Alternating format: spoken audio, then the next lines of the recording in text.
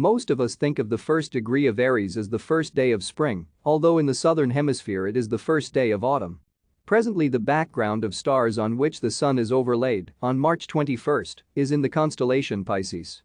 That fact is totally discounted by the advocates of the tropical school, who contend that astrological influence, whether causal or symbolic, derives from equal-length signs reckoned from the vernal equinox, even though the constellation Aries no longer has a relationship with the vernal equinox.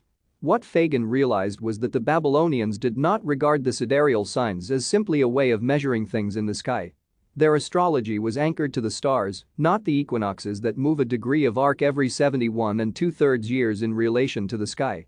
In 380 years, 358 years in 2018, when the age of Aquarius opens, the displacement between the signs and the constellations will be fully 30 degrees. In 1949, Fagan made what many consider his greatest discovery.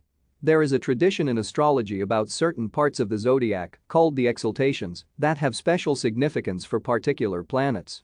Already in Ptolemy's time their origin was lost. There are certain degrees associated with these places as well.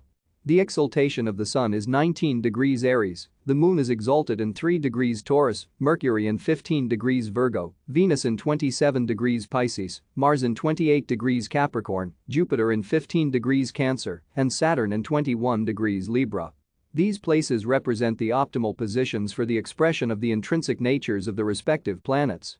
Fagan discovered that these positions are the heliacal phenomena for the planets Mercury, Mars, Saturn and Jupiter for the parallel through Babylon for the lunar year 786 to 785 BC, the Sun, Moon and Venus degrees are the positions of the first of Nisan, the first Babylonain month.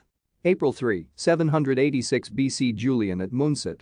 These heliacal positions have not repeated either tropically or sidereally since the beginning of recorded history circa 3100 BC. The exaltations represent the hiding places, i.e. the places where planets appear for the first time after having been invisible for weeks or months, or their longitudes at last appearance before becoming invisible. Horizon phenomena were more important to the Babylonians than meridian transits. The longitudes for the exaltation solution are purely sidereal and make no sense in a tropical context. Ptolemy stated that the earliest astronomical records available to him were from the era, first renal year, of the Babylonian king Nabonassar.